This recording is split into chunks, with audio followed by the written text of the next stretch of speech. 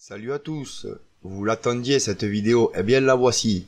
Elle sera longue, tout comme celle du mois dernier. On a battu un record presque historique, 2 heures. Ah, ça donne de quoi faire en extérieur. Bon alors je m'installe bien confortablement pour développer cette vidéo au mieux, muni d'images en séquence de mes propres travaux au jardin, en fond. Je vous invite donc à vous installer vous aussi bien confortablement, et si vous le souhaitez, n'oubliez pas que vous pouvez digérer en plusieurs fois s'il le faut cette vidéo. Et si vous le pouvez, prenez des notes qui vous seront bien utiles. En avril, c'est le retour des belles journées bien chaudes, mais aussi du froid, et parfois du gel la nuit. Le chauffage n'est pas encore éteint. Comme dit l'adage, en avril ne te découvre pas d'un fil, il y a de quoi s'occuper au jardin en avril. Les premiers tours de tondeuse se font entendre, on recycle sa tonte, soit en composteur, pour enrichir de futurs terreaux ou pour étaler directement au sol.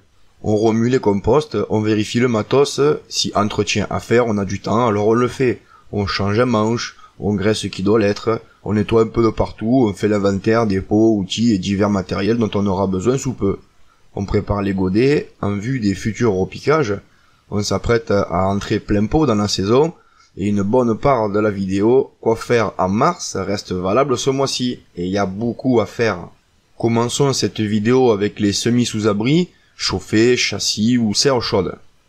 On va pouvoir semer des aubergines, des melons, une première rotation qu'on va renouveler dans 2 semaines pour étaler les récoltes. La pastèque c'est pareil, piments et tomates en deuxième semis, concombres, premier semis à renouveler. Pour ceux qui souhaitent les faire au chaud, on peut également attaquer quasiment tous les choux, mais j'y reviendrai plus tard car tout ce qu'on peut mettre en pleine terre ou dehors sous serre froide, on peut également le mettre sous abri chauffé pour gagner un peu. Je ne donne que cela pour le moment histoire de gagner de la place, mais si vous avez de la place, allez-y. Faites vos barquettes au chaud et vos plants seront encore plus grands vu les conditions favorables, plutôt qu'en extérieur ou en serre froide. Au niveau des semis sous châssis ou sous abri froid, l'aubergine là aussi, allez-y doucement pour voir si déjà ça sort et si ça tient. N'oublions pas que nous devons composer avec les futures scènes de glace, qui restent encore à venir, et avec le gel saisonnier. Semez du basilic, vous pouvez mettre sous mini-tunnel des carottes demi-longues, hâtives, mais pour cela une astuce. Semez un rang de carottes avec des radis qui lèvent vite. Ils protègent la levée des carottes. Il faudra ensuite récolter les radis pour qu'ils ne gênent pas la croissance des carottes. Et avec cette première rotation de semis, vous pouvez ajouter par exemple un rang d'oignons. Faire plusieurs rangs de carottes avec d'autres associations favorables, comme par exemple un rang avec de l'échalote, un autre rang avec de l'ail ou un rang avec du poireau, car l'échalote, l'ail, l'oignon et le poireau repoussent la mouche de la carotte. De même, la carotte repousse la mouche de l'oignon, de l'ail, de l'échalote et du poireau. Comme ça, si vous faites des semis décalés, ça permet aussi de faire des récoltes étalées. Normalement, vous avez déjà planté l'ail et l'échalote, voire même les oignons. Alors, si vous en avez gardé, n'hésitez pas à en mettre avec vos carottes. Non seulement pour étaler les récoltes, mais pensez-y. Les associations favorables augmentent la résilience des légumes du potager et augmentent aussi les récoltes de légumes, tout comme les semis décalés permettent d'avoir des légumes beaucoup plus longtemps en saison et de ne pas être submergés des mêmes récoltes sur une même période. Que faire si on se retrouve avec toute la production en une fois, à écouler sur la même semaine? Ainsi, étalés, on peut plus facilement les écouler, les manger ou les préparer en bocaux, en surgelés, etc. Dans la même idée, évitons d'accoler plusieurs rangs de carottes, ou de trop serrer les rangs, car ces dernières ne s'aiment pas entre elles, et c'est le cas pour beaucoup d'autres légumes.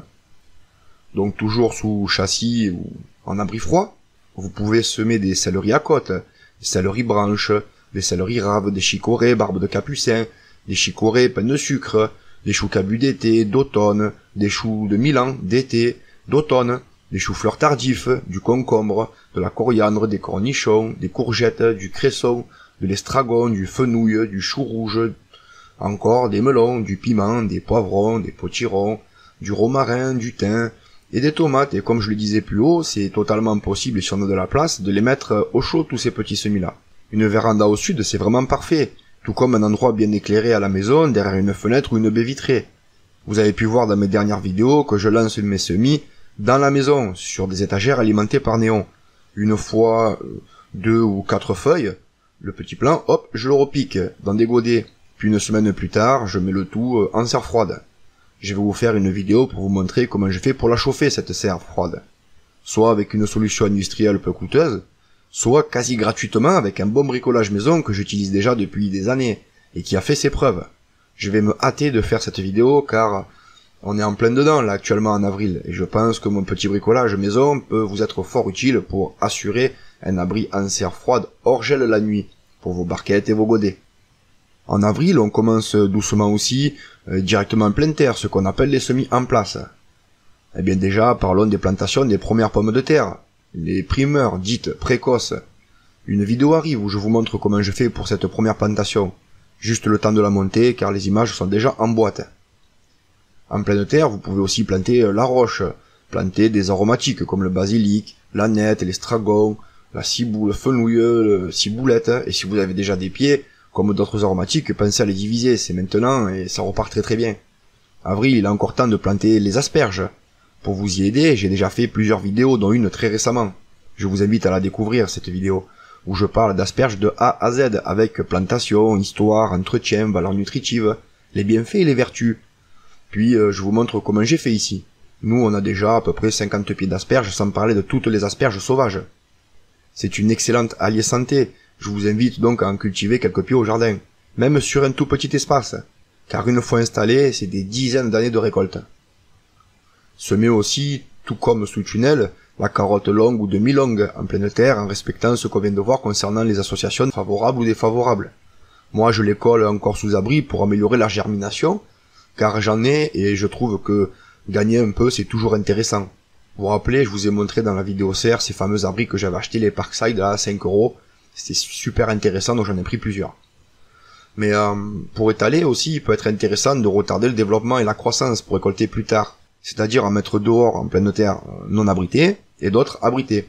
Donc si on n'étale pas forcément les semis, ça peut être sympa à voir, chacun y trouve son compte avec ses solutions perso. Puis selon la latitude, il y a des choses qui fonctionnent mieux qu'à d'autres. Pareil pour les natures de sol. Les légumes à racines ont besoin d'une terre riche, profonde, bien drainée, aérée et souple. Si on n'a pas ce genre de terre, on peut préparer un petit carré dédié avec de l'apport, histoire d'avoir un endroit dédié où les cultiver. Moi ici, j'ai une terre très lourde et très argileuse, vous le savez. Il me faut donc préparer des endroits où leur pousse sera favorable. On y va aussi, comme je l'ai dit tout à l'heure, pour les premières plantations de choux. On y reviendra plus tard, avec d'autres semis pour étaler les récoltes, alors pensez-y. Ne mettez pas toutes vos graines en même temps au même endroit. Semez tranquillement, doucement, un peu ici, et plus tard encore un peu par là. Moi je mets les choux sous abri, mais je sème tous les 15 jours, et je m'y tiens pour étaler au maximum les récoltes. Je mets en barquette ou en godet dans la serre froide, mais aussi en intérieur. Je sème du chou cabu d'été, d'automne, du chou cabu d'hiver, du chou frisé, du chou de Bruxelles, du chou de Milan, d'été, d'automne. Y a quoi encore? Le chou-fleur hâtif, le chou rouge, y a le chou-fleur, bon si je l'ai pas déjà dit. Je vous ai fait une vidéo, le chou de A à Z, et elle est vraiment sympa pour se donner des bons petits repères, niveau historique aussi, bien fait, mode de culture, avec les vertus, etc., etc.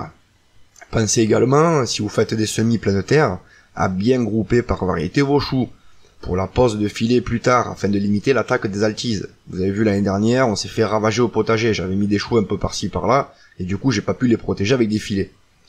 Pour de meilleurs résultats sur cette culture de choux, évitez de coller vos rangs entre les variétés, car comme la carotte, le chou ne sème pas lui-même. Donc essayez d'espacer un maximum les variétés. Faites des semis légers, car il faudra venir les éclaircir. Étalez vos semis sur quelques rotations. Dans le cas où un semis foirerait, au moins vous en avez de côté. Pensez à garder vos précieuses semences à l'abri dans une boîte au sec et à l'abri de la lumière. Je vous ai déjà montré, moi cet hiver, comment je fais pour conserver mes graines dans une boîte plastique alimentaire ventilée, dans un meuble à l'abri, et avec quelques graines de riz pour absorber l'humidité. Évitons de perdre bêtement nos précieuses petites graines, car on ne sait pas encore quand on pourra sortir en acheter de nouvelles. Continuons les semis pleine terre. Si vous n'avez pas déjà fait, mettez les échalotes, des navets de printemps, des oignons blancs à confire, des oignons de couleur, du panais, du pissenlit. Les poireaux, qui quant à eux aiment bien la proximité de la carotte, comme on vient de le dire, mais aussi celle du céleri. Si vous en avez, n'hésitez pas à le coller avec les poireaux. Semez aussi des poirées, du radis rose, du scorsonère et de la tétragone. Tout cela sans y aller trop fort, on pourra dans 15 jours refaire un petit semis léger pour étaler les récoltes, je ne fais que le répéter. Et déjà voir ce que ça donne, si ça sort ou pas, en fonction de ses latitudes. J'imagine bien que vous n'avez certainement pas toutes ces semences à la maison. Mais déjà, en avoir plusieurs permet de garnir un jardin et de garantir des récoltes. Parlons rotation de semis. Semant encore des fèves, des haricots grains, haricots verts, premier semis, des pois à rames, grains ridés et grains ronds, des pois mange-tout, des pois nains et à grains ridés ou à grains ronds. Faites en fonction de vos latitudes, certains semis craignent fortement le gel, ne faites pas lever trop tôt. Et n'oubliez pas par l'association favorable, comme je le dis depuis le départ de cette vidéo, que toutes les familles de pois, par exemple, haricots, fèves, ne supportent pas la famille des oignons, des échalotes, de l'ail et du poireau. Ce serait une association dite défavorable, tout comme une règle simple, pas de haricots nains à côté des haricots à rames, car ils ne s'aiment pas entre eux. Par contre, les pucerons des haricots sont éloignés par la sarriette. Semez en pleine terre là aussi les épinards d'été et d'automne. Mais souvenez-vous que les épinards produisent une substance qui gêne la croissance des betteraves et des blettes, donc ils sont à éloigner. Cette année, comme je vous l'ai montré dans une vidéo récente sur mes semis, je vais essayer l'épinard fraise. Je vous en donnerai des nouvelles. Semez aussi les chicorées frisées, les laitues à couper, les laitues paumées d'été, d'automne, la batavia, la laitue romaine, les scaroles aussi. Bon à savoir, la laitue évite aux radis, navets et choux raves d'avoir leurs feuilles trouées par les altises. Et le cerfeuil, lui, repousse les limaces qui mangent les salades. Par contre, les salades ne supportent pas le persil ni le céleri. Voici de belles associations à se souvenir. C'est à peu près ce moment-là où on commence à prendre des notes. Donc n'hésitez pas à reporter sur papier, comme pense bête ces informations-là. Comme ça, vous pourrez réfléchir à l'implantation et au design de votre potager pour maximiser la résilience et les récoltes. Et puis c'est pas fini, continuons sur les semis pleine terre, qui, je le répète, peuvent être semés sous abri au chaud ou en serre froide. Mettez le persil racine, le persil frisé ou non, le céleri à couper, le rutabaga, ou bien des salsifis. Au niveau des plantations zéro piquage, en allant au jardin, à l'aide d'une bêche, divisez les touffes de ciboulette, puis replantez-les à différents endroits. Vous pouvez faire pareil avec la menthe et plusieurs autres aromates. Repiquez les choux-fleurs que vous avez déjà semés, repiquez les laitues paumées de printemps, les batavias, repiquez aussi les poireaux si vous en aviez déjà fait, repiquez aussi les choux de Milan d'été qui ont été semés en début de mois. Si vous êtes au deuxième semis, repiquez melons et tomates qui étaient en barquette, mettez-les dans des godets individuels. Si vous avez semé plus tôt, repiquez l'ail blanc, les artichauts achetés ou prélevés sur pied mer. Pour ma part, ici, il fait encore trop froid pour les repiquer, ils commencent à être bien jolis, ils sortent le deuxième paillet de feuilles, je vais encore attendre quelques semaines avant de les sortir. Repiquer les céleri branches comme j'ai pu le faire il y a quelques mois, je vous l'avais montré en vidéo. On peut encore le faire maintenant, ça repart, il n'y a pas de souci. Repiquer les crosses du Japon ou plantez-les. On continue de planter des fraisiers aussi. C'est la bonne période pour avoir de beaux fruits d'ici quelques semaines. Pour vous aider, je vous en réfère à ma vidéo La fraise de A à Z, où là aussi je développe le sujet avec l'histoire, les bienfaits, les modes de plantation, l'entretien. Aussi, n'hésitez pas à accompagner la plantation de fraises avec l'ail, qui évite aux fraisiers de pourrir. Ou, petite idée sympa, regardez ma vidéo La tour à fraises, en serre froide, que j'ai fait récemment. J'ai déjà des fleurs sur ces fraisiers qui sont en abri. Alors que dehors, bon, y a pas encore de fleurs. Ils commencent juste à se réveiller, commencent à pousser, à faire un peu de photosynthèse. Sinon, d'ici 2 à 3 semaines au mois d'avril, on va commencer à buter les premiers rangs de pommes de terre. Éclaircissez les semis qu'on a fait le mois dernier, comme les carottes, les choux, etc. Et les semis qu'on vient de faire, aux premières levées, ne laissez pas partir tout ce beau monde dans tous les sens, en tapis épais. Ça n'aide pas. On doit agir, quitte à sélectionner les plus beaux spécimens, à les aider en aérant et en retirant leurs voisins qui sont trop proches. Respecter un bon espace entre chaque plant leur assure une bonne croissance sans gêne. Plantez encore si vous en avez des arbres fruitiers et des petits fruits, surtout au verger. Ce que vous avez fait raciner avec des boutures par exemple. Plantez les framboisiers. Dans les vidéos précédentes, on les avait déjà entretenus et on avait récolté des boutures qui devraient avoir raciné maintenant. Alors mettez-les. Greffez les arbres fruitiers. J'ai déjà fait quelques vidéos là-dessus. Si vous avez des greffons, alors greffez. Greffez par exemple en fente les pommiers, les poiriers, les noyers ou les néfliers. Vous pouvez aussi greffer en écusson les poiriers. Vous pouvez bouturer la vigne en coupant des sarments de 25 cm, comprenant 2 à 4 yeux et en conservant un talon ou une crossette. Les racines, à ces endroits-là, s'y développent très bien. Enterrez-les dans un mélange très léger de 2/3 de leur hauteur, comme je vous l'ai montré dans des précédentes vidéos. Et maintenez le mélange humide. Si vous aimez la vigne, je vous ai fait des vidéos la concernant. Je suis limité à un lien que je peux mettre dans une vidéo, mais avec les petites images que je vous colle là, vous avez le numéro de la vidéo ainsi que le titre, et vous pourrez facilement les retrouver sur la chaîne. Installez également vos haies. J'avais fait plein de petites boutures que je vous ai présentées dans la serre. Eh ben, je viens de les installer en tant que brise-vent. Installez aussi vos conifères, vos arbres et arbustes persistants. Les rosiers en conteneur aussi. Allez, plantez-les. Plantez. Plantez les actinidias, autrement dit les kiwis. Mais faites attention au grand froid. Sinon, attendez encore un peu. Palissez vos jeunes fruitiers pour leur donner la forme voulue. Comme j'ai pu vous le montrer par exemple pour le poirier, avec des fils tendus, on peut orienter les branches. Aérez autour des pieds de vos fruitiers, binez légèrement. Et pourquoi pas nourrir un peu vos arbres avec du lombrité, du sang séché, de la corne broyée, un peu de compost, un petit paillage au pied n'est pas un luxe. Plantez, comme on l'a déjà dit, les fraisiers, mais surtout, nourrissez-les, ceux qui sont déjà en place. Pensez aussi à les pailler. N'oubliez pas que tous les fruitiers ont besoin d'aliments pour fructifier. Même s'ils produisent déjà sans rien faire, leur apporter une bonne nourriture en plus de la taille, en vert et d'hiver, les aide à fructifier et à donner de beaux fruits bien sucrés, d'un beau calibre et généreux. Tout ça sans épuiser l'arbre. On commence aussi à voir les premiers élevages de pucerons sur nos arbres au verger, j'en ai remarqué de partout. Alors placez le long de vos troncs une petite bande de glu qui protégera en partie ces attaques-là qui fragilisent vos fruitiers. Parce qu'en pleine saison, ils auront besoin d'un maximum de sève. Ne laissez pas ces petites bébêtes sucer jusqu'à la dernière goutte de vos précieux, sans quoi il pourrait y avoir de gros dégâts. C'est maintenant qu'on commence à faire ce genre de choses. C'est sûr que c'est pas très cool, mais plutôt qu'avoir un arbre dévasté, je préfère le protéger. Parlant greffe, si on sait faire et qu'on a des greffons, on peut s'amuser à greffer ce mois-ci.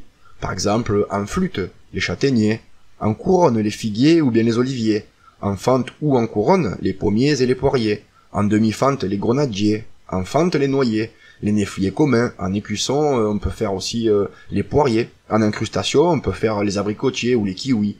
Si vous êtes connaisseur, vous avez de quoi faire ce genre de greffe sous la main, eh ben, il faut attendre le bon moment, vous le savez. C'est une liste que je donne, c'est pour donner des idées, mais elles interviendront à différents moments à partir du mois d'avril.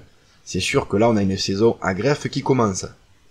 Pour ma part, comme je l'ai dit, c'est un petit peu râpé. Tant pis. Pensez aussi à tailler les jeunes pruniers, surtout ceux nouvellement plantés, en réduisant la ramure de moitié lorsque les bourgeons seront à demi-éclos, pour obtenir plus rapidement un port de charpentière solide, qui portera des fruits plus rapidement. On épaissit les bois. Je vous l'ai montré dans 2 vidéos différentes faites récemment.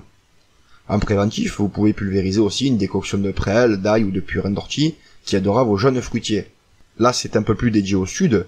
Vous pouvez ébourgeonner les poiriers afin de supprimer les futurs rameaux verticaux indésirables, car en avril, il aura tendance, comme d'autres fruitiers d'ailleurs, à partir dans tous les sens dès le premier gros soleil, ou les chaleurs. Et normal, sorti d'une longue période de dormance en hiver, dès qu'il sent un peu les beaux jours arriver, crac, explosion de vie. Vous pouvez tailler si besoin les oliviers, vous pouvez aussi bouturer les figuiers de Barbarie, greffer en écusson les agrumes et les kakis si vous savez le faire. Là pour ma part, moi je n'ai encore jamais fait, donc on verra en détail ça un peu plus tard. On peut planter des agrumes, nettoyer les grenadiers. Parlons maintenant côté fleurs et ornements. Semer en pleine terre les fleurs annuelles telles que la gaillarde, le pavot de Californie, la capucine, le meuflier, les cosmos, les zinnias. Mettre des petites zones comme ça à fleurs au jardin, c'est génial, ça aide beaucoup la pollinisation de vos plantes.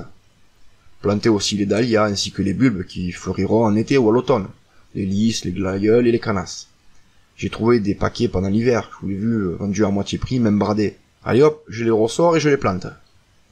C'est le moment de préparer les jardinières des balcons et terrasses que vous garnirez de fleurs d'été en mélange ou autre.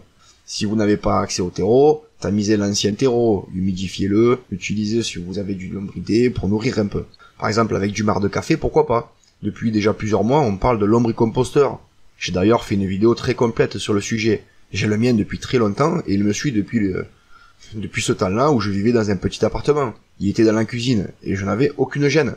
Il me permettait de nourrir mes plantes en bac. Très utile et pratique comme solution d'autonomie, surtout dans des périodes comme on traverse en ce moment.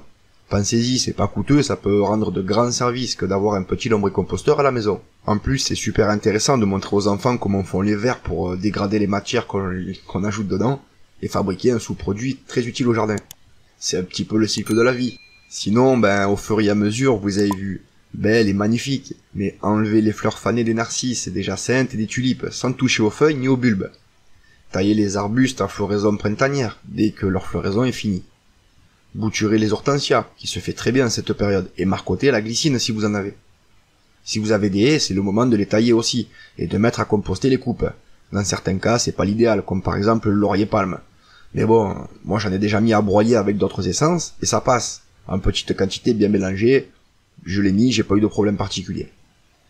Allez, sinon, partons maintenant aux ruches.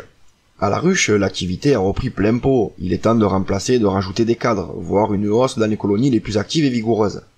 En ce moment, elles sont de sortie et trouvent pleines de fleurs fraîches à butiner. D'où l'intérêt de mettre des tonnes de fleurs au jardin. La ruche devra être divisée 2 fois en ce mois d'avril, afin d'adapter au mieux son aménagement et son activité débordante. On sera attentif aux évolutions, car ça peut aller très très vite en cette période. Au rucher, les colonies s'agrandissent, donc on va ajouter peut-être 2 cadres. Pour ceux qui utilisent des divisibles, la deuxième hausse est en plein développement. Vous effectuez une seconde visite au cours du mois pour remplacer au moins 2 cadres sur 10 au minimum. Vous pouvez agrandir le nid à couvain, en périphérie. Tentez aussi, pourquoi pas, de mettre des cadres juste filés, sans cire, et laisser faire les abeilles qui fabriqueront une cire naturelle. Cette visite doit être effectuée suffisamment tard pour que les températures soient déjà bien clémentes la nuit, et suffisamment tôt pour que les ruches ne soient pas trop développées. Pour les ruches divisibles, vous pouvez vous contenter de remplacer la troisième hausse par une hausse propre et désinfectée. On peut sinon y passer un petit coup de chalumeau rapidement à l'intérieur. À la fin du mois d'avril, il sera possible pour les colonies les plus fortes de poser les premières hausses à miel. Mais pour cela, vérifiez bien que toutes les ruelles sont occupées et regardez que les abeilles ont ciré de blanc sur le dessus des cadres. C'est ça le signal. Laissez développer les colonies trop faibles et essayez de comprendre pourquoi elles le sont, en dehors du fait qu'elles soient jeunes.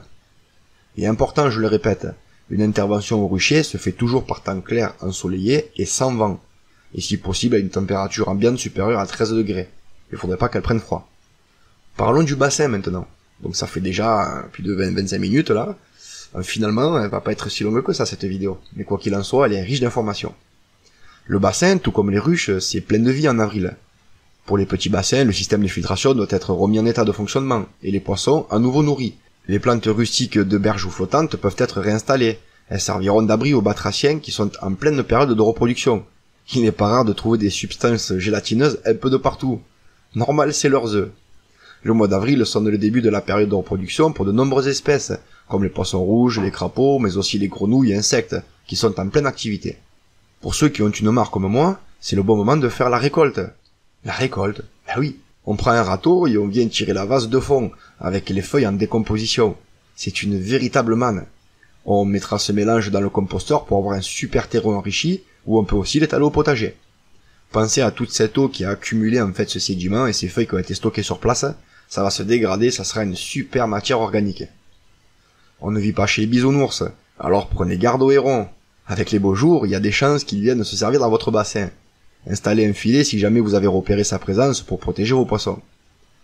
Plantez aux abords du bassin de la prêle, la saliquière, les soucis d'eau ou encore des iris des marais qui viendront égayer le décor. Attendez la fin du mois, des journées plus favorables pour mettre les plantes aquatiques, en commençant par les espèces non gélives. Allez-y progressivement, il faudrait pas que ça claque d'un coup avec le froid. Renseignez-vous toujours sur la profondeur spécifique à chaque type de plante, avant la plantation, car elle diffère selon les espèces. Il est possible de planter directement dans le bassin ou en pot. Dans tous les cas, le mélange qu'on utilisera devra être fertile et saturé d'eau. Évitez la tourbe et les amendements fibreux qui vont venir se déposer et troubler l'eau, ça c'est sûr. Plantez les plantes à rhizome. Laissez affleurer la couronne à la surface du mélange. Pensez à toujours placer les racines à l'horizontale dans le sol, pour assurer un bon développement et une meilleure accroche. Les plantes flottantes seront simplement posées à la surface. Elles se développeront bien ensuite. Si vous avez comme moi un courant entrant-sortant pour alimenter votre petite mare, vous pouvez utiliser un filet de protection, comme je mets par exemple sur les vignes pour protéger les oiseaux, pour protéger en fait des nuisibles, et sur lesquels vous viendrez poser vos plantes de façon à ce qu'elles ne se fassent pas aspirer de l'extérieur le temps qu'elles grandissent un peu. Vous attachez sur le bord dans le sens courant et elles resteront en place.